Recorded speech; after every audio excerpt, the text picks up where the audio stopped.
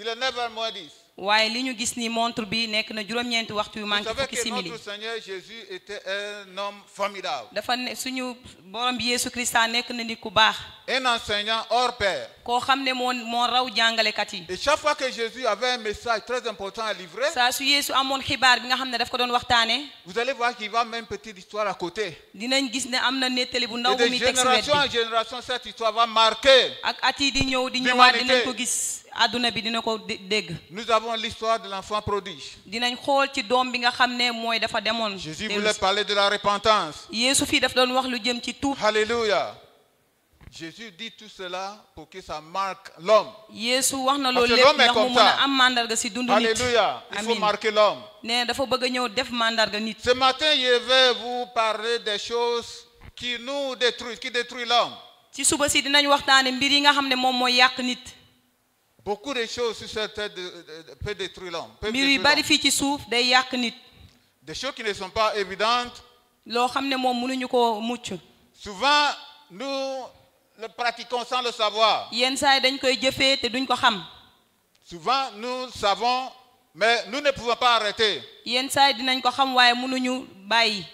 Des fois, nous le faisons inconsciemment, c'est-à-dire nous ne sommes pas conscients que nous sommes en train de pratiquer cela. yenn saa yi dañuy ñàkk xam ne li ñuy def nii lu bon la. Et quand Dieu nous fait grâce de voir que nous sommes en train de le faire, nous voulons arrêter, nous ne pouvons pas waaye arrêter. yàlla bu ñu bëggee bu ñu mayee yërmandeem ne lii lu ñuy def baaxul ñu Et bàyyi quand ko nous ñu ne duñ ko pouvons mën. pas, quand nous ne pouvons pas arrêter, bu fekkee mënuñu ko bàyyi. nous pensons que nous pouvons le faire sans que cela ne nous détruise. dañuy xalaat ne mën nañ ko jëfee te lii duñu yàqal dara. Mais ce matin, je vais te dire qu'il y a des choses waaye ci suba si dama lay wax ne am na mbir yoo xam ne qui détruisent l'homme day yàq nit et qui empêchent l'homme de rentrer dans sa bénédiction. te day tere nit dugg ci biir barkeem. Alléluia. amin. Et pourquoi j'ai mis la montre à 9h moins 10? ne lu tax ma jël montre bi teg ko fi def Avec fukki votre permission, juróom-ñeenti simili. je vais vous raconter juste une petite histoire. dinaa leen nettali bu ndaw. Je sais qu'il y a affaire à beaucoup d'étudiants et étudiantes. xam naa ne fii ñuy jàng fii ñu bari ñu ngi Souvent, fii. quand je vais taquiner les étudiants, les étudiantes, je yenn les saay emmène su ma leen di bëgg a tooñ sur le chemin de l'étude, ou bien sur le terrain de l'étude. ci li nga xam ne mooy seen jàng. Qui parmi vous ici connaît l'écrivain anglais qu'on appelle Charles Dickens? kan si yéen ku toog fii xam na ku ñuy wax bindkat bi ñuy wax Charles Dickens. Charles Dickens, quelqu'un a lu un de ses ouvrages? Alléluia. Est-ce qu'on peut acclamer le Seigneur? Alléluia. amen. Et il a écrit beaucoup de livres. moom Charles Dickens bind na bind yu L'un des bari livres qui est téere yu imposé, bari. l'un des livres qui est imposé téere yi nga xam ne moom lañ jot a lire dans le milieu anglophone ci kàllaama anglais pour la littérature anglaise, ak li nga xam ne moom la anglais di bind. c'est le livre qu'on appelle Les Grandes Espérances.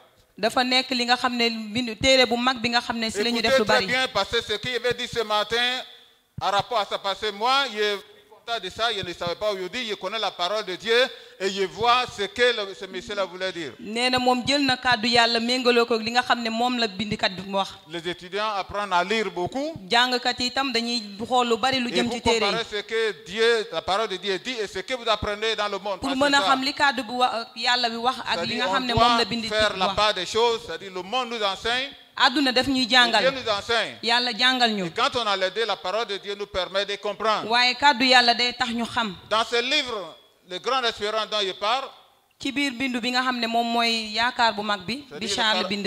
le caractère principal de celui-là, c'est une femme. jike bi nga xam ne moom la jël bind ko mooy jigéen. C'est une femme qui était très riche. dafa nekkoon jigéen bu amoon alal. Donc un jour, il y a un monsieur qui s'est levé pour aller se marier. benn bés amoon na benn góor bu Avec, doon jóg cette dem di dame.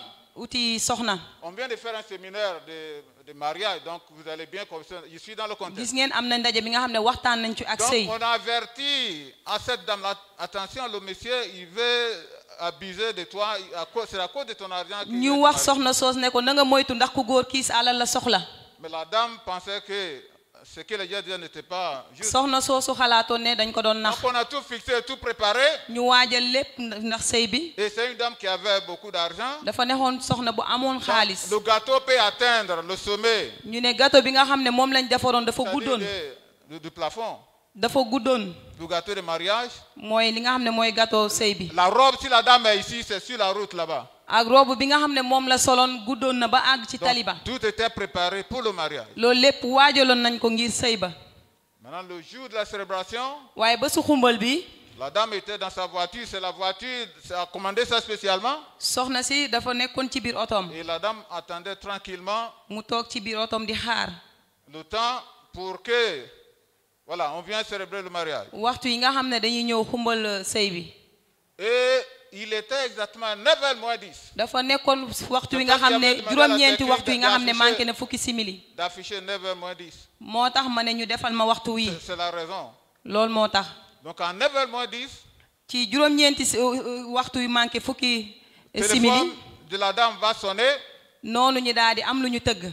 On m'a dit que le monsieur qui devait venir, c'est-à-dire son mari. mooy maanaam borom këram moo waroon agsi. Le monsieur a fui. mu daw. Imaginez-vous un instant. da ngeen xalaat waxtu yu mel noonu. Si vous étiez à la place de cette dame. bu fekkoon da ngeen a nekkoon ci toogukaayu ku jigéen kooku. ban yëg-yëg ngay am. Tout le monde est là, le pasteur est là, tout le monde est là. ñëpp a ngi fii daje pasteur yi ak ñëpp. Le maire est là. ak maire bi. La dame est là. ku jigéen ki tam. On ne voit pas le monsieur. gisuñu borom këram. Donc tout de suite, la dame, c'est une dame qui était riche. lu gaaw gaaw ki moom soxna si dafa amoon alal. Dans son salon, il y a une montre comme ça. mu nekk ci benn néeg boo xam ne tegoon nañ ci La montre salle à bi. manger, il y en a. ak fi nga xam ne tam fi ñuy Dans sa lekkee. chambre, il y en a. néegam tam amoon na. Dans sa douche, il y en a. fi muy sangoo am Dans na. le WC, il y a, en tout cas, il y a ces gens-là. Vous connaissez les fépp daal amoon na Anglais, pour fa. ceux qui connaissent l'Angleterre. ñi nga xam ne Donc xam la nañ dame ñi va appeler Angleterre. à la maison de dire que tiens, arrêtez, c'est-à-dire les montres. mu daan ne ko na ngeen dindi montre yépp heure bi mu taxaw ngeen À 9h moins 10. taxaw leen ko heure bi nga xam ne moo nekk 9h moins 10. Tous les montres montent 9h moins 10. montre yi nekkoon ci këram yépp wane loolu. Mais bien aimé, il y a des choses qui se passent dans notre vie. waaye sama mbokk am na yu xew suñu dund. Si nous ne faisons pas attention, nous allons arrêter notre vie à cet événement. bu fekkee duñu def ndànk dañuy ñëw taxawal suñu dund ci xew-xew yu mel nii. L'homme doit apprendre à sauter. nit dafa war a jàng di tëb. Comprends sauter, non? xam ngeen luy tëb. Souvent vous êtes en train de marcher, vous trouvez obstacle sur la route. mën nga ñëw gis lu bon ci yoon wi. Votre vie ne s'arrête pas là. sa dund du mën a taxaw foofu. Mais vous sautez. waaye da ngay romb Et loolu. puis vous partez. nga dem. Alléluia. amin. Vous me suivez bien? ndax yéen ak may déglu. L'amertume, c'est un peu ça. Cette dame mooy ku soxna soosu. qui a eu cette occasion, c'est-à-dire cette malchance, je vais dire, ki nga xam ne amoon na lu métti loolu. a marqué sa vie dafa en 9h10. mu daal di ñëw ci biir dundam mu daal ne wax lii ne mooy kii am ci montre bi. Il y a certaines personnes qui ont marqué, si c'est pas 9h, c'est peut-être 1980. am na ñoo xam ne bu ñu bindul ne at bii laa am Parce lu qu'en métti lii. 1980, tu as eu un problème. xëy na ci atum 1980 amoon nga Quelqu'un jafe-jafe. t'a trahi am na koo xam ne daf la war. et tu as marqué 1980, tu as marqué nga dans ton ñëw daal agenda. di def li nga xam ne mooy 1980 sa feneen nga bind ko. Est-ce que vous pouvez fouiller un peu dans votre agenda voir si vous n'avez pas marqué quelque chose comme ndax ça? mën ngeen wax ne seen biir kaye bu ndaw doo leen fa bind dara. Donc cette dame, elle ne voulait même pas relever la robe. soxna soosu bëgguloon dindi Le yére bi nga xam ne moom la gâteau est soloon. resté. gâteau bi tam fa la On ne nekkoon. doit pas toucher le gâteau, on ne doit pas laisser la robe. ñu ne kenn du ko laal warul dindi yére bi mu sol. En fin de compte, comme l'homme est l'homme, elle va oublier un peu. ñu daal ne xam nga nit la dina fàtte tuuti. Écoutez bien, mais ce que cette dame va faire, waaye tout à l'heure, soxna soosu nous lu allons venir dans la Bible et la Bible va nous mettre le chemin pour que nous comprenions bien ce qui est soxna fait. soosu lu muy mujjee def dañuy dellu siwaat ci kàddu bi ñu xam li nga xam ne moom la Cette mujjee. dame, pour se venger contre l'homme, nit kooku bala muy ñëw di fayu ci jëkkëram a commencé à faire une petite école, dafa door di jàng. c'est-à-dire une petite école où on recrute les jeunes dames, foo xam ne dañuy ñëw di indi jigéen et ñi. puis on va les former comment se venger contre les hommes. ñu daal di ñëw defar leen naka la ñuy xeexee ak góor ñi. L'amertume est comme ça. loolu mooy mer bu ñu denc ci xol. L'amertume, ça fait quoi? Ça dit, ça se répand dafa nekk loo xam ne day tas. et ça infecte d'autres personnes. te day laal yeneen nit. Alléluia. amin. Et l'histoire tragique de cette dame, c'est que c'est pas pour cela que je suis là, mais je veux vous dire à quoi aboutit l'amertume. nekkul nettalu jigéen bi moo tax ma nekk. Comme ça, waaye damay xool nu ñuy dindee mooy mer. Celui qui a quelque chose contre quelqu'un qui l'a marqué 1998 ou bien l'an 2000. ki nga xam ne dafa am dara ci biir xolam mu Ce jël ko matin, daal di am fu mu ko bind ne lii moo ma métti. Avant de quitter ici, laata ngay génn. On va faire petit exercice. dinañ xool li nga xam ne dinañ Dieu ci va xool nous aider. te yàlla dinañu dimbale. Mais ce qui va se passer, c'est qu'il va y avoir un incendie waaye lan moo xewoon dina am benn lakk-lakk dans la maison de cette femme ci këru soxna soosu. et la femme va se faire brûler complètement. noonu ku jigéen ki lakk ba jeex. Peut-être qu'elle a allumé une bougie et puis comme elle avait ça sur le cœur, elle a oublié, pensé ça et puis peut-être elle a fait tomber la bougie a brûlé la xëy na maison. dafa jëloon li nga xam ne moom mooy sondeel mu taal ko fàtte ko loolu moo tax mu indi Donc, c'est lakk pour boobu. vous dire que l'amertume commence. xëy na moom pour ma wax leen ne mer L'amertume, le mot qui est traduit amertume, li nga xam ne moom mooy tekki mer que nous sommes en train de lire ce matin, te ñu koy jàng ci suba si est un mot grec. dafa nekk loo xam ne dafa bàyyeeku ci kàllaama grec. Et ce mot grec, pikros. te loolu li ñuy wax pikros lañ koy wax. Pikros. lu ñuy wax pikros. P-I.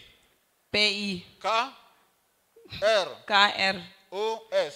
O-S. Pikros. lu ñuy wax Ça veut pikros. dire quoi? Quelque chose qui est pointu. koo xam ne dafa mel ni dafa lu ñaw lay nekk. Ou bien quelque chose qui est tranchant. loo xam ne dafa mën a dagg. Quelque chose qui est très aigu. loo xam ne dafa ñaw. Ça veut dire que si quelqu'un est amer, bu fekkee kenn dafa mer denc mer bu yàgg. cette personne peut piquer. nit kooku mën na ñëw gaañ. Cette personne est tranchante, donc ça peut couper. nit kooku mën na ñëw def lu bon. Ce n'est pas très agréable de rester avec quelqu'un qui est amer. neexul nga des ak koo xam ne dafa mer. Il y a mon pasteur en Côte d'Ivoire m'a dit que son papa voulait se marier à une femme. nee na moom pasteuram daf ko doon wax ne dafa amoon papaam dafa bëggoon takk beneen soxna. On lui a dit que cette femme-là, on ne peut pas la maîtriser. ñu ne ko jigéen gi kenn mënu ko téye. Donc le papa s'est entêté puis il est marié à la femme. noonu papa ji bañ dem sëy ak soxna soosu. Le pasteur, il avait un frère. pasteur boobu amoon na benn rakk bu góor. Mais quand ils vont en vacances, bu ñu demee beneen dëkk. dans le village où se trouve son papa, fi nga xam ne foofu la baayam et cette sokkeekoo. femme, fi nga xam ne foofu la jëlee soxna. c'est-à-dire de matin 6h jusqu'à midi, ci suba si juróom benni waxtu ci suba si ba si la fukki femme est waxtu si d'accord bëccëg. avec son petit frère. noonu day nekk ak ki nga xam ne mooy rakkam. C'est le pasteur qui est en train de me dire que Parce- de matin 6h jusqu'à midi, nee na juróom benni waxtu ci suba ba fukk ak ñaar ci sa bëccëg. mara, c'est-à-dire la femme de son papa, était d'accord avec son petit frère. mooy maanaam jabaru papaam dafa nangu woon ak rakkam. De midi jusqu'au soir, nee na midi ba la femme est ba si contre ngoon. son petit frère et la femme est d'accord avec lui. noonu mu ñëw jege rakkam soxna soosu nangu. Quand quelqu'un a l'amertume sur le cœur, kenn bu amee mer ci xolam. il est comme ça. noonu la mel. Alléluia. amin C'est-à-dire, on ne peut pas le maîtriser. mooy kenn mënu ko téye. Pour rien du tout, il est fâché. lu ndaw rek mu mer ci. J'espère que vous n'êtes pas comme ça. yaakaar naa ne yéen ñi meloo leen noonu. Alléluia. amin Et donc, comme nous venons de lire dans le texte, comme niñ ko jàngee nii léegi. Dieu, quand nous regardons dans le texte, il y a deux éléments qui nous viennent. bu ñu xoolee si biir njàngat bi am na ñaar yoo xam ne dañ koy xool. C'est-à-dire, comme l'histoire, l'introductif que je vous ai raconté, nettali bi nga xam ne moom laa leen wax léegi. la Bible, à travers l'apôtre Paul, est en train de nous dire que l'amertume peut infecter. mbind mi jaarale ko ci taalibe Paul dafa wax ne nee na mer mën na ñëw laal nit. L'amertume peut infecter. nee na mer mën na ñëw tas. Ça peut causer des troubles. mën na ñëw indi li nga xam ne moom mooy lu métti.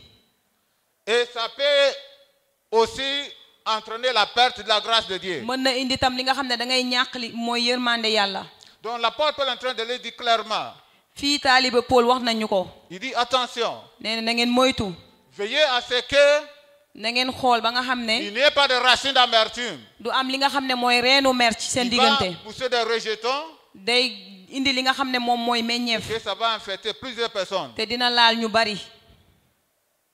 Et que, à cause de l'amertume, mer moo tax on ne soit privé de la grâce de Dieu. bu boobaa yërmande yàlla du wàcc si ñun. Alléluia. amin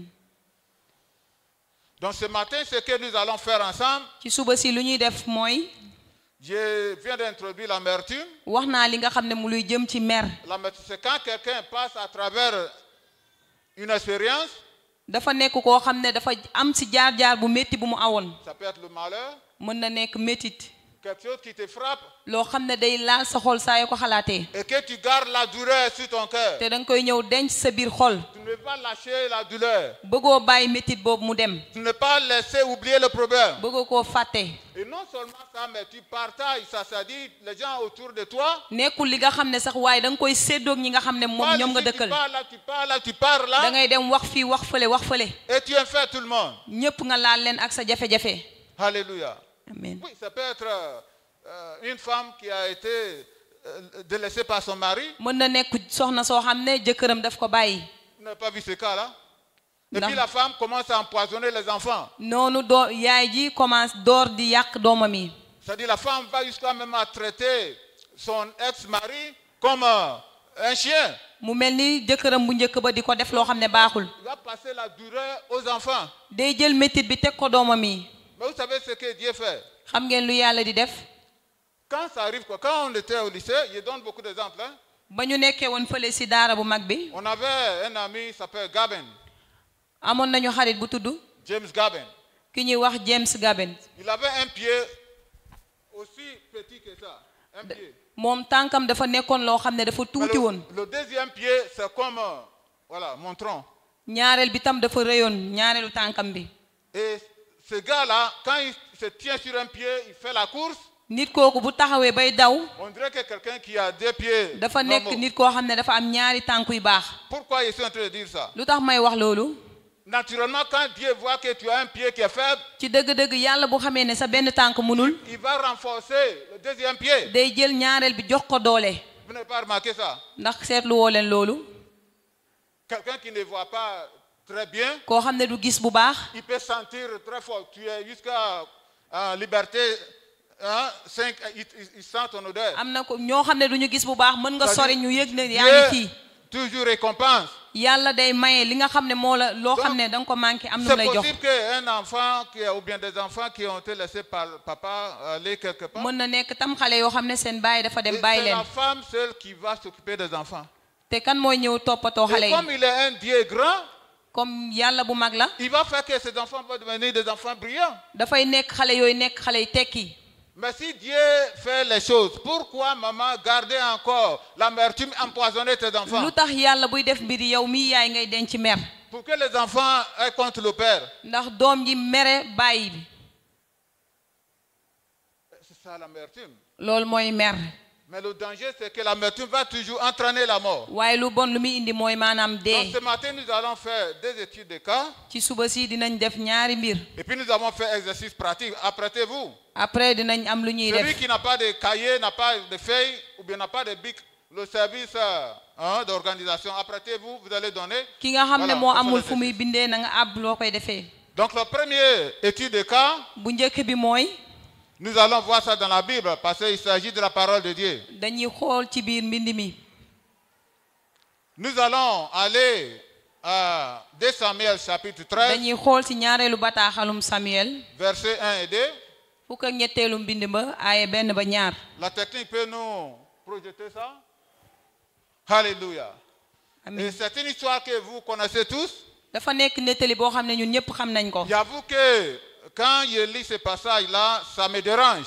xam naa ne man saa yu may jàng lii dafay laal sama xol Mais quand on est en face de la parole de Dieu, il faut dire les choses telles quelles. waaye bu ñu nekkee doomu yàlla dañuy wax Il yëpp faut mu prêcher leer la parole de Dieu sans y ajouter ni enlever. kàddu yàlla bu ci yokk bu ci wàññi waxal li am Donc la parole nous déclare, après cela, fii kàddu bi mu ngi ñuy wax ne ba loolu weesoo voici ce qui arriva.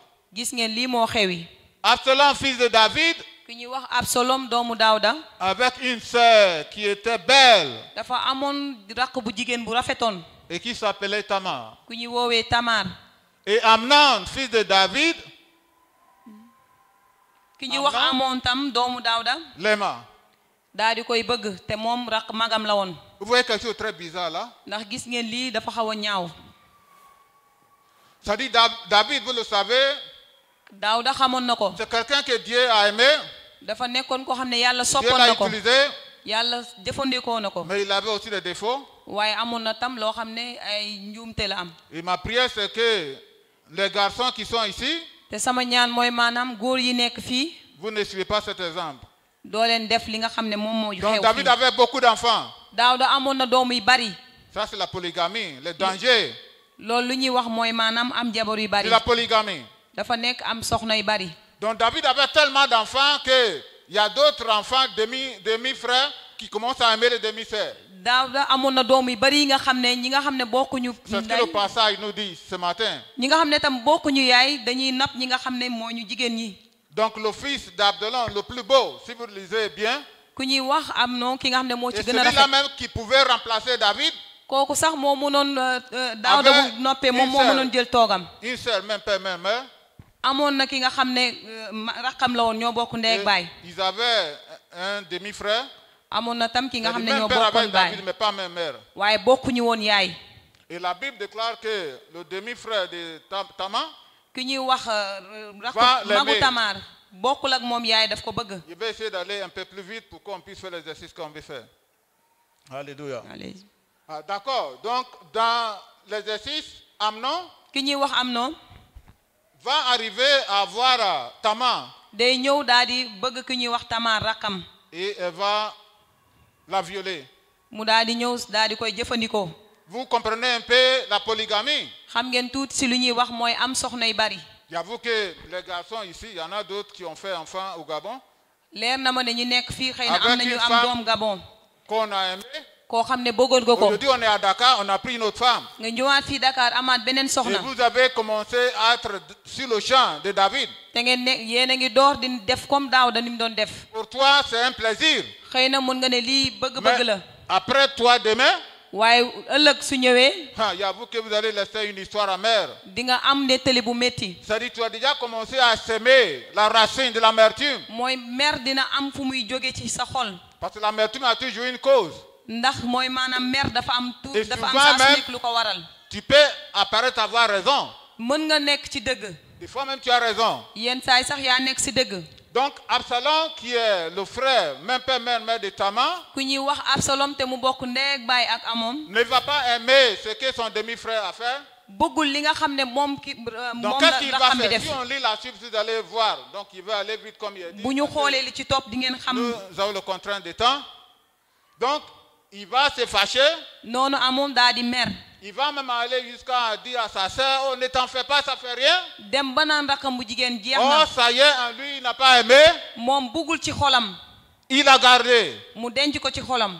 Si on lit la suite, la Bible dit qu'il avait l'aversion pour, il avait la haine pour son frère, bu ñu demi-frère. xoolaatee ne dafa dencoon li nga xam ne mer bu mag a mag ci xolam. Donc, il va faire botter le coup dina def noo xam ne mu mel ni jeex na. pour assassiner son frère. waaye def na lépp pour rey ki nga xam ne mooy rakkam bu def jëf bu ñaaw boobu. Et quand on ne pardonne pas, te bu ñu baalewul le résultat, c'est quoi? lu muy jur mooy C'est-à-dire, on va commettre le maître. dinañ def li nga xam ne mooy rey. Et toi-même qui es en train de faire, ça va te conduire. yow si sa bopp yow mi koy def dina la Parce que wommat si foo on a xam le ne temps de bien regarder, vous verrez regarder la suite de Absalom. bu ñu xoolee lu topp ci Absalom ki nga xam ne moo reyoon rakkam. Une fois le diable a prêché ici, benn bés Jaakul il Bosia a wax na ko parlé fii d'Absalom. wax na lu jëm ci Comment Absalom. Absalom a voulu faire coup d'état contre son père David. Absalom tam nu mu bëggoon ñëw daal di génnee li nga xam ne mooy baayam. D'abord, donc il a tué son frère dafa rey rakkam moom Absalom. qui a violé sa sœur. ki nga xam ne moo ñëw sàkku rakkam bu jigéen. N'avait-il pas raison? moom nag ndax nekkuloon ci dëgg. Oui, on a violé ta sœur. dëgg la dañoo ñëw sàkku sa rakk bu Ça fait jigéen. pas mal. te loolu daf lay def lu. Oui, mais si on ne fait pas, on ne dit pas la parole, parce que la parole de Dieu dit que la vengeance, ça m'appartient. waaye bu ñu xoolee mbind mi yàlla dafa ne fayu man maa ko moom. Laissez la vengeance à Dieu parce que Dieu sait comment venger. bàyyi yàlla fayul la comme ni mu ko Pour bëggee. toi. waaye yow. Mais Absalom s'est vengé, il a tué son frère. waaye Absalom dafa ñëw fayu rey rakkam. Et ça va conduire à aller en exil. te loolu daf ko gunge mu dem fi nga xam ne fu sori. Et la même chose, c'est-à-dire quand on commet une erreur, l'erreur te pousse à commettre deuxième erreur. boo defee benn njuumte boobu da lay wommat nga defaat beneen. Donc maintenant, il va se préparer pour faire un coup d'état contre son père, David, moom Absalom daa di waajal daa di def li nga xam ne pour pour génnee devenir baayam ci même toogukaay roi bi. d'Israël, pour mu mën a nekk buuru Israël. à la place de son père. ci toogukaayu baayam. Donc vous avez compris bien le premier étude de cas. xam ngeen bu njëkk jàngal bu njëkk bi. Quelqu'un à qui on a fait du tort, koo xam ne tooñ nañ ko il n'a pas gommé comme on le dit. mooy dindiw ko ba mu set Il s'est vengé. mu ñëw fayu C'était pas arrêté. taxaw yemul foofu Maintenant, il veut faire coup d'état contre son mu père ñëwaat David. daal di bëgg a naxaat baayam Alléluia. amin Et cela nous poussait à aller très rapidement dinañ sur dem fu gaaw notre deuxième étude de cas. mooy suñu jàngal bu ñaareel bi Alléluia. amin Absalom maintenant va chercher. Écoutez très bien, parce que nous sommes en train de voir comment l'amertume, ça fait les causes, les ramifications et ça dit le réseau de l'amertume. déglu leen bu baax dinañ xool mer lan lay indi L'amertume a un réseau. nee na mer dafa am foo xam ne bërëb boo xam ne boppam la C'est comme les ondes de la radio. dafa mel ni rek boo amee rajo Mes bien-aimés qui sont au milieu de nous, waaye sama mbokk yi nekk suñu si tu les diggante dis fii qu'ils enlèvent leur portable, boo dindee sa portable ils veulent capter leur pays. mu bëgg a jàpp dëkkam lu fa Ils vont xew capter, ils vont échanger avec leur pays tout de suite. dina ñëw daal di waxtaan ak seen waa dëkk L'amertume est comme ça. loolu mooy mer Il y a un réseau dafa nekk benn et il y a bërëb des ondes. te am na loo xam ne mun na ko jàpp Donc Absalom va maintenant constituer une équipe Absalom daal di woo ay xaritam pour aller contre son père David. mën a dem daal di génnee Daawda si toogukaayam Alors vous imaginez qui Absalom va aller contacter pour faire réussir son projet. ngeen xalaat ne Absalom kan la demoon wuti pour mën a defal li nga xam ne mooy toogukaayam Écoutez-moi très bien déglu leen ma bu baax pour qu'on comprenne. ndax ñu mën a xam J'essaie d'aller un peu vite à cause du temps. dinaa dem ndax waxtu yi Donc Absalom va contacter le plus grand général de David, Absalom daal di xool ki nga xam ne moom mooy njiit bu njëkk bi Daawda tegoon le conseiller en même temps du roi David. ki nga xam ne moom mooy digalkat bi C'est l'homme le plus sage du roi David. ki nga xam ne moom moo gën a yaru Quand ki Daawda il dit teg au roi David, fais ça, David fait. bu nee Daawda defal lii moom lay def Quand cet homme-là dit, David, arrête-toi, David arrête. S'arrête. bu nee Daawda taxawal fii mu taxaw Cet homme-là, on l'appelle Ahitophel. ku ñuy wax Anitofel la tudd Ahitophel. Anitofel la tudd C'est un homme digne. dafa nekkoon nit ku yelloo C'est comme nos anciens qui soutiennent le pasteur ici. dafa nekkoon koo xam ne ku yàgg ku doon wax suñu pasteur Même yi rang comme Papa Sis. ku ñuy wax Papa Sis Voilà. Quand il appuie sur le pied de David, David freine. bu ñëwee taxawee ci tànku Daawda Daawda taxaw Alors la question que je me pose, waaye laaj bi may laaj mooy comment fait-il que parmi toutes les personnes nakay lay def nit ñi ñëpp d'Israël, ci Israël si Absalom, le fils de David, Absalom moom doomu Daawda veut chercher un comploteur bëgg a ñëw daal di yàqal pour aller baayam contre son père, mu ñëw bëgg a génnee baayam il enlève. nit kooku Alléluia. amin Peut-être vous n'avez pas eu le temps de lire, ou bien vous avez lu la Bible, c'est pas, mais vous n'avez pas, ne vous avez pas posé la question. xëy na jàng ngeen ko te laajoon laaj boobu Comment fait-il que David, il n'est pas allé ailleurs, naka la Absalom demul feneen mais il allait chez Ahitophel. waaye dafa dem fi nga xam ne ci Anitofel Alléluia. amin Peut-être on va lire un peu dinañ jàngaat tuuti pour mieux comprendre. ndax ñu mën a xam bu baax 2 Samuel 16. ñaareelu bataaxalub Samuel fukk ak juróom-benneel ba D'accord. Ou bien lisons 2 Samuel 15, verset 12. ñaareelu bataaxalub Samuel Voilà, pour fukk ak mieux juróom-benneel comprendre, on ba va lire. 2 Samuel ay 15, fukk ak verset ñaar 12. Alléluia. amin Donc vous voyez Ahitophel qui est Gilonite, il vient de Gilo, c'est le conseiller de David. Et dès que son fils, le fils de David s'associe avec lui, la Oui. Bible déclare que la conjuration est devenue, c'est-à-dire le complot a pris de l'ampleur. ku ñuy wax Anitofel moom la Absalom demoon xooli Ça ñu dit bokk tellement daal di naanee Daawda l'homme était influent, ñu ne dafa nekk nit koo xam ne day ñëw il a laal failli que le fils de David vienne se mettre à wala lui, doomu Daawda ñëw bokk ak moom et puis le complot s'augmente. noonu mu daal di am doole C'est-à-dire tout Israël commence à diriger vers Absalom. Israël ñëpp ñëw di ànd ak Absalom Alléluia. amin Mais ce qui va vous étonner, waaye li nga xam ne et mooy que li nous jaaxal allons mooy chercher à comprendre, pour ñu mën ko xam mooy un jour, Absalom va demander à cet homme-là, benn bés Absalom dina laaj nit kooku ne ko il va dire général, mu ne ko dafa bëgg a nekk njiit je vais prendre le pouvoir dama bëgg a jël li nga xam ne moom mooy de mon sañ-sañ père. sama sañ-sañu baay Et comme je sais que c'est toi l'homme le plus sage, xam naa ne yow yaay njiit bi yow yaay def lépp donnez un conseil pratique xam nga li nga xam ne mooy digal bu baax que bi nous pouvons appliquer pour enlever mon père. te kenn mënu ko def te génnee sama baay Alléluia. amin Si vous étiez le général de David, bu fekkoon yéen nekkoon ki nga xam et ne le moo fils nekk de si ginnaaw David vient Daawda te dire ça, doomu Daawda ñëw wax la loolu qu'est-ce que tu dois dire? yow lan ngay waxi Dis, oh, normalement, oh, ne t'en fais pas. danga koy ne bul Mon tiit petit, mon di petit, nga ko ne yow sama doom calme-toi. noppil Après tout, c'est ton père. bu loolu waasee bu loolu Même s'il y a weesoo eu des dinaa ko def malentendus, boo calme-toi. xaaree sax Mais le conseil que Ahitophel va donner à Absalom, waaye ki ñuy wax Ahitofel am na lu mu jox Absalom même l'homme le plus idiot de Dakar ne va pas donner. ku gën a dof sax si Ndakaaru bi du ko joxe Et vous allez comprendre l'amertume. L'amertume peut te rendre dingue. dinañ xool ne mer daf lay dofloo sax C'est-à-dire, si vous avez quelque chose contre quelqu'un sur ton cœur, boo amee lu métti lii bañ nit tu ne réfléchis pas. doo xalaat Tu poses un acte, les gens ne vont pas te da comprendre. ngay ñëw jëf joo xam ne kenn du xam nu mu mel N'est-ce pas que c'est vrai? ndax dëgg Par la exemple, dans la chorale, tu peux être contre, soit le gars, l'autre la chante bien. chorale bi tam mën nga am On commence à l'apprécier. ñu ñëw di ko bëgg Donc, ça t'énerve. loolu daf lay merloo Tu peux dire des choses vraiment bizarres. nga wax mbir yoo xam ne baaxul Des choses, excusez-moi, insensées. loo xam ne lu soxor la Et les gens ne te comprennent pas. Pourquoi tu agis comme ça? nit ñi duñu xam lu tax ngay waxee noonu wala ngay Pas parce jëfee que tu noonu as quelque chose sur ton cœur. ndax dafa am lu nekk sa biir xol Alléluia. amin L'histoire qu'il y avait racontée tout de suite là, nettali bi ma jot a wax fii léegi la dame était brûlée dans un feu, n'est-ce pas? soxna soosu dafa lakkoon Vous savez qu'est-ce qui a terminé Absalom?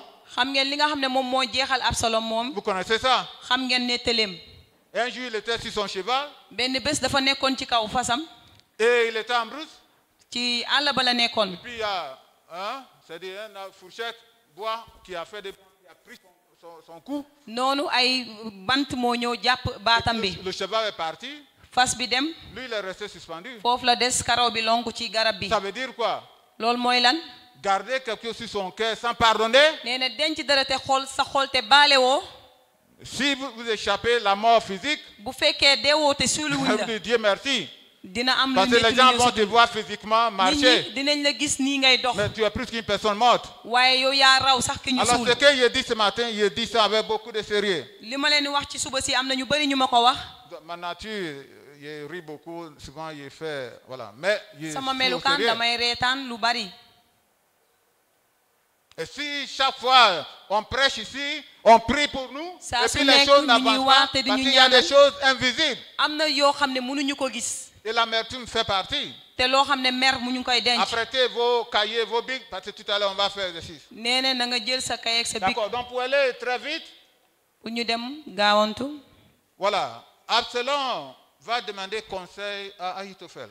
Absalom daal di ñëw laajte li nga xam ne moom la waroon def ci Pour aller Ahitofel très vite puisque le temps avance.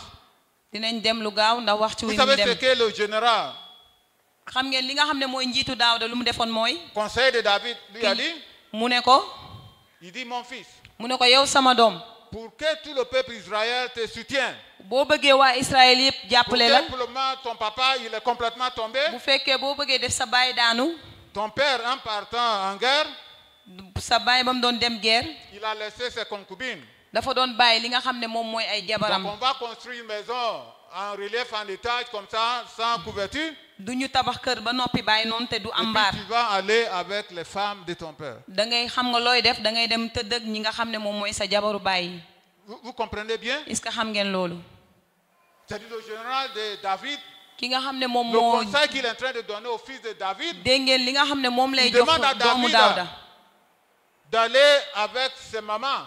mu wax Absalom ne ko demal nga dem tëdd ak sa yaay Si c'est toi, tu vas faire. ndax bu nekkee yow ndax di nga def On se loolu pose la question, pourquoi? lu tax Pourquoi un homme de Dieu? Parce qu'avant même que Absalom aille le recruter, la Bible déclare qu'il était en train de faire des sacrifices. mu ne laata Absalom di dem foofu dafa def Donc ay c'est un sarax ba noppi sacrificateur. dafa nekk koo xam ne saraxekat C'est un la grand homme de Dieu. dafa nekk nitu yàlla bu mag Oui, parce qu'être un grand de Dieu ne veut pas dire qu'on ne peut pas être affecté par amertume. bu fekkee mun nañu nekk nitu yàlla bu mag waaye tam Souvent, mer vous mën voyez na des nekk si gens ñun ici chanter, danser, prêcher, Mun mais nga ils ont gis- des choses sur le cœur. mun nga gis nit yi di fecc déglu kàddu yàlla mais am na lu ñuy denc seen xol Ce grand homme de David, nit ku mag le kooku nekk conseil avec quelque chose sur son cœur. amoon na lu mu dencoon ci xolam Personne ne savait. te kenn xamu ko woon Il n'a pas démissionné avec David. bàyyul ak Daawda Il servait David. dafa doon liggéeyal Souvent, il Daawda. partait de poser des dossiers sur la table de David. day ñëw sax jël lu muy jël teg ko ci Le table visage Daawda. était clair. te noonu lay Et le kanam bi di cœur était rafetee serré. mais ci xol bi amoon na lu fa Alors, nekkoon. qu'est-ce qui n'allait pas? Qu'est-ce qui s'est passé? lan moo xewoon. Ah, vous connaissez la réponse? xamoo leen mooy tontu Qu'est-ce bi. qu'il y a même à faire de telle que ce monsieur-là va donner ses conseils sales? lan moo xewoon ki ñuy wax Anitofel dem jox digal bu bon boobu ki ñuy wax Alléluia. Absalom. On va lire 2 Samuel 23, ñu verset xool 34. ci Et ñaareelu vous mbindum allez Samuel comprendre un peu d'où vient l'amertume, qu'est-ce qui cause ça. ñaar fukk ak ñetteelu mbind ma Et je suis ay en train de fanweer ak parler ñeent. de l'amertume qui a fait des personnes ñu xool fan lu tax mer daal di nekk si nit lu tax mu yàqal nit itam. qu'on peut dire dignes. mun nañu wax loo Je xam suis en ne train de parler de l'amertume, c'est-à-dire des personnes qui se promènent sur la route. Il n'y a pas de bu ñu personnes, nee même de la maison de Dieu. bu ñu nee mer sax dafa nekk nit ñoo xam ne ci biir këru yàlla sax am na wala ci biti. Samuel 23, verset 34. ñu xool si ñaareelu bataaxalub Samuel ñaar fukk ak ñetteelu On mbind ma. va essayer de voir un peu la généalogie de Ahitophel et puis vous allez comprendre. dinañ xool li nga xam ne fan la Anitofel bàyyeekoo pour ñu mën a xam. Alléluia. Diacre Boja, tu peux nous faire la lecture?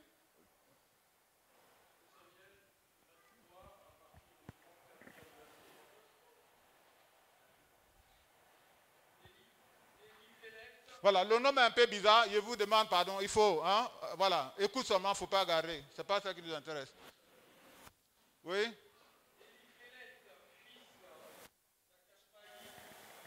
Ça là, il faut oublier. Ça aussi, oublier, pardon. Voilà. Maintenez cet Eliam-là. Il faut souligner dans ta Bible. Oui? Voilà. Merci Diacre. Tout ce que vous devez retenir, c'est que cet homme qu'on appelle Ahitophel nee na lépp li ngeen war a jàpp nit ki ñuy wooye Anitofel avait un enfant qu'on appelait Eliam. dafa amoon doom bu ñu tuddee Eliam.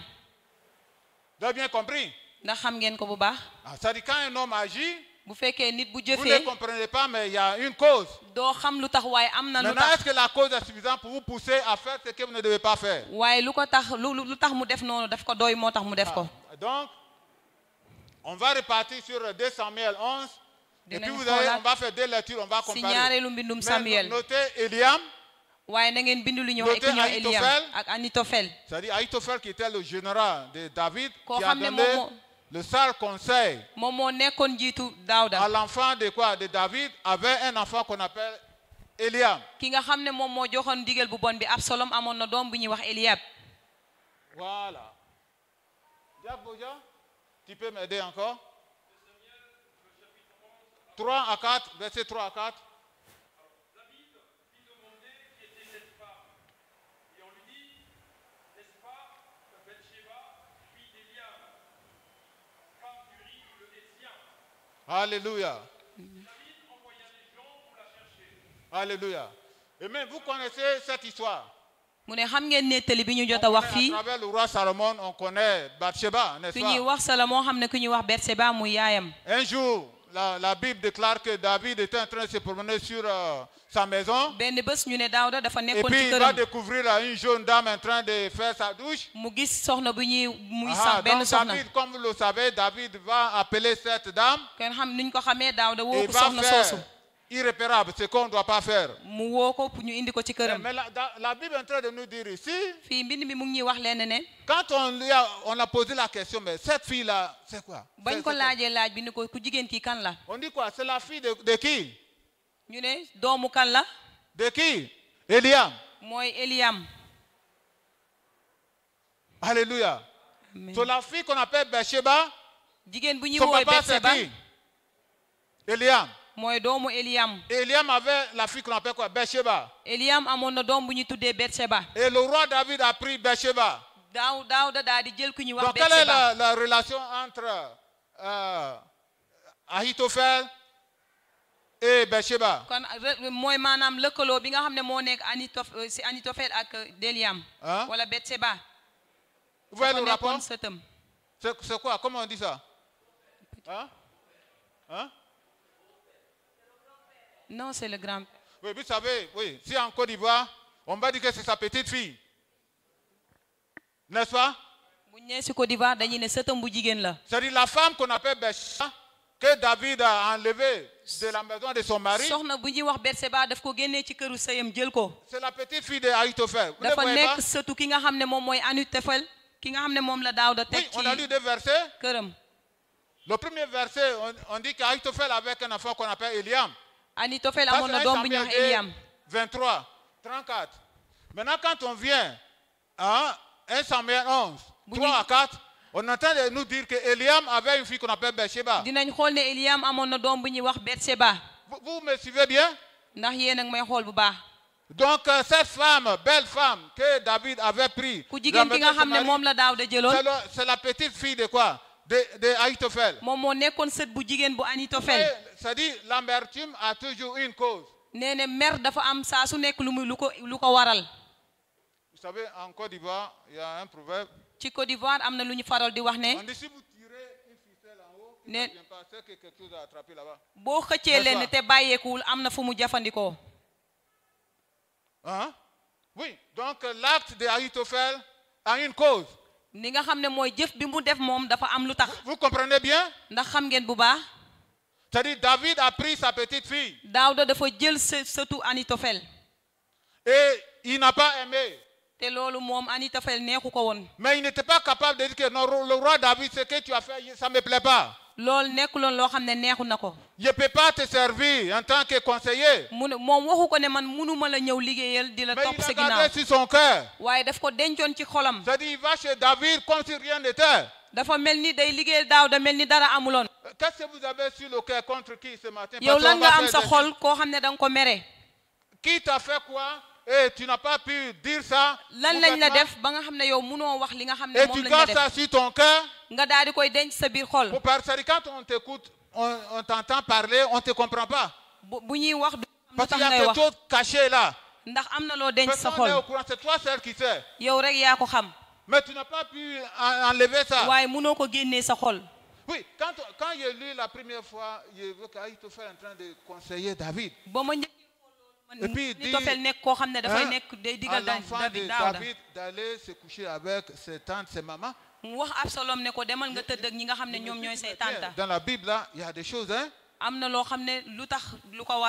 Juste au moment où des fois il lit la Bible, il relit, il revient. Et puis il commence à faire le parallèle entre la relation entre Bathsheba et Ahitophel. Là où je veux comprendre. Ah! Alléluia. Vous voyez, l'amertume, c'est comme un filet. Il y a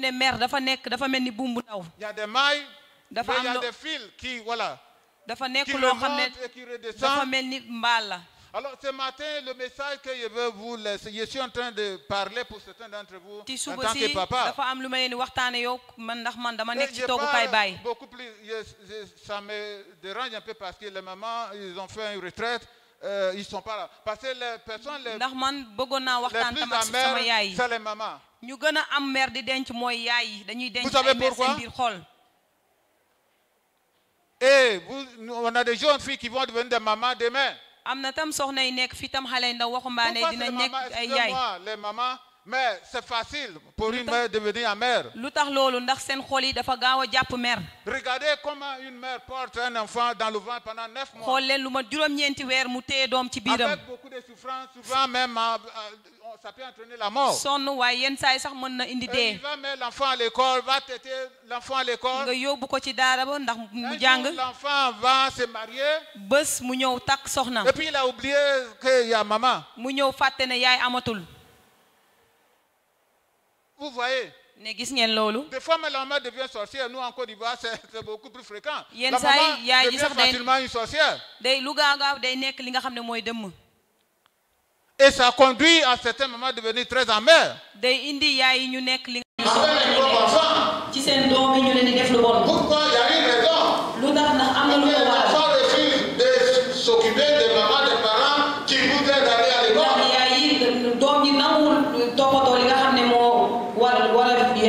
Alléluia. Amen. Oui, l'amertume, il y a toujours une raison. C'est une raison qui peut t'amener, disons, la consolation. am na dëkk boo xam ne mën na leen di defal tam. Cette raison peut te conduire dans la mort. bu fekkee loolu tam mënoo ko nangu dëkk boobu mën na la yóbbu ci dee. C'est comme qu'on appelle Ahitophel. Comment ñu doon wax Ahitophel. il s'est terminé. amoon na loo xam ne daf ko dencoon ci xolam.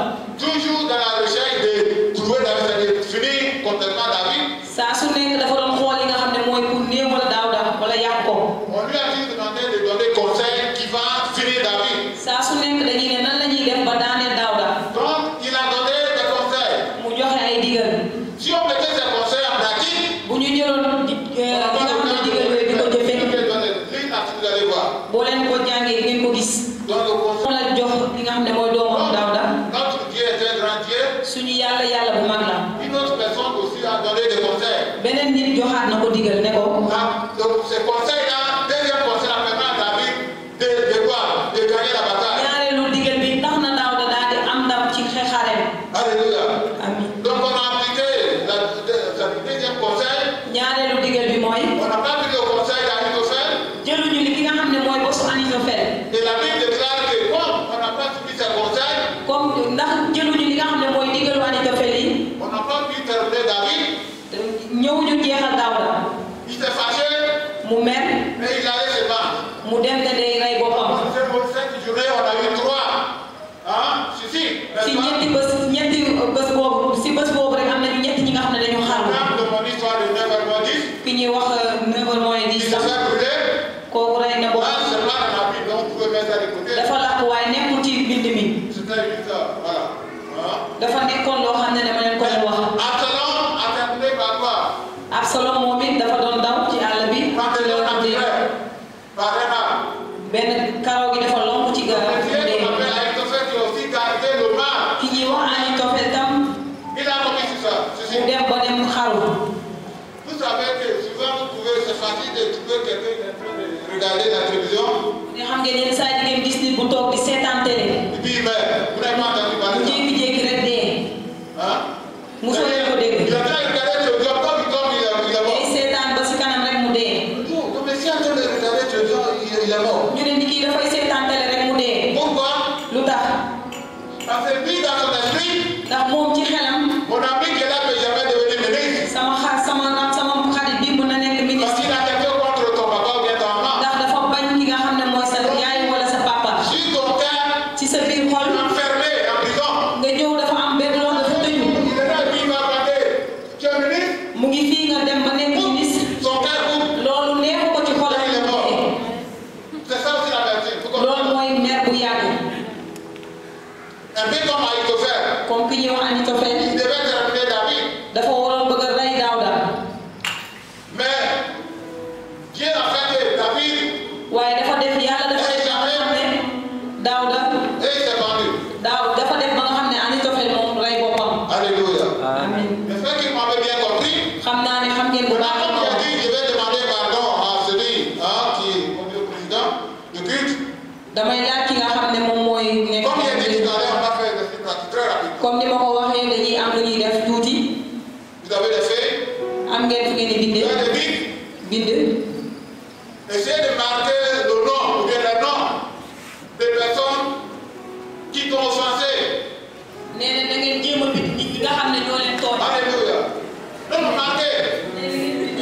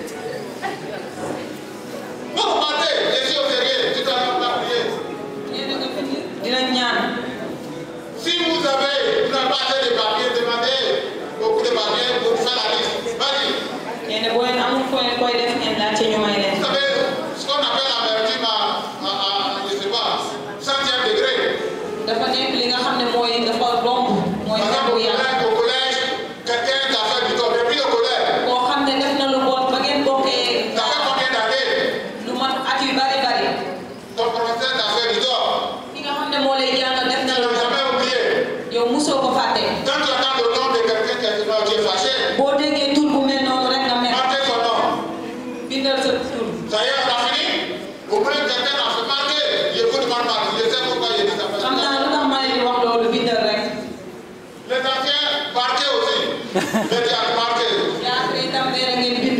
Si madame t'a fait quelque chose, ça t'a pas plu, ça y est, ton cœur marqué.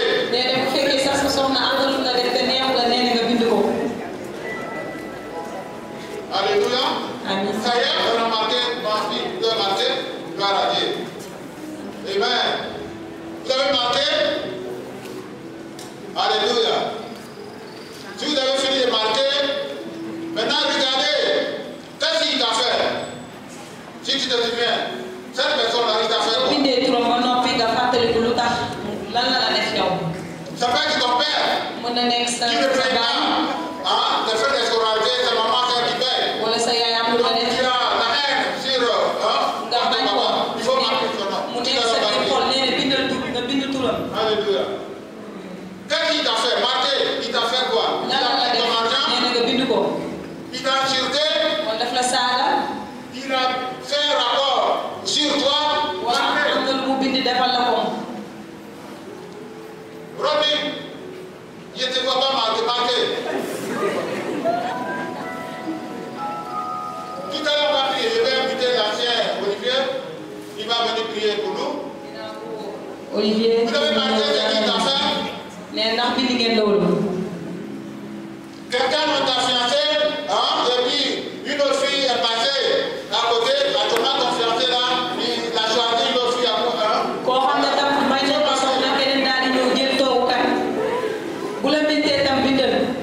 Ça y est, on attend de marquer? Non, comme on ne peut pas dire, je suis pas émis là, on n'a pas ça au sérieux. Mais marquer, je suis au sérieux. Marquer. Dieu va nous marquer. Troisièmement, quand tu as plutôt contre quelqu'un, tu poses des actes. N'est-ce pas? Oui, tu poses des actes. Si tu es contre quelqu'un qui a fait quelque chose sur ton cœur, soit tu l'as répondu très mal au téléphone, tu as fait quelque chose mal à son endroit. Si tu te souviens, il faut marquer. C'est-à-dire, tu connais la personne, tu connais ce qu'il t'a fait, tu as agi, tu as répondu mal à ton papa, tu as fait une bonne lettre à ton papa, il faut marquer. La tête, tu te souviens de ça. Alléluia. Attention, Olivier, vous pouvez vous approcher.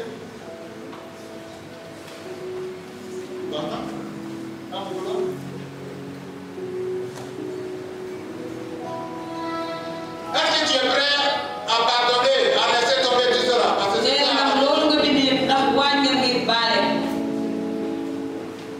Si tu es prêt à pardonner, tu es prêt à laisser, l'ancien Olivier va venir, il va prier.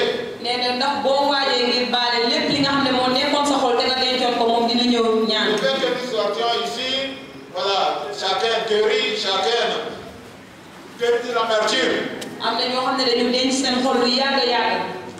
Garder le mal contre quelqu'un sur le cœur, ce n'est pas bien. Je vais beaucoup démontrer que ça va entraîner toujours dans la mort. Dieu veut des personnes vivantes, pas des morts. Parce que le musicale est là, il faut les entendre un chant, tout. Mais maintenant que l'ancien Olivier va prier, vous pouvez prier pour nos fidèles. Alléluia. Merci, Papa James. Prions. Notre Père Céleste, Seigneur, avant que nous te connaissions, Éternel, nous t'avons beaucoup offensé. Nous avons suscité ton gourou. Nous avons fait du mal. Nous vivions comme on nous semblait, Seigneur. Mais Père, à cause de ton grand amour, de ta miséricorde, de ta compassion,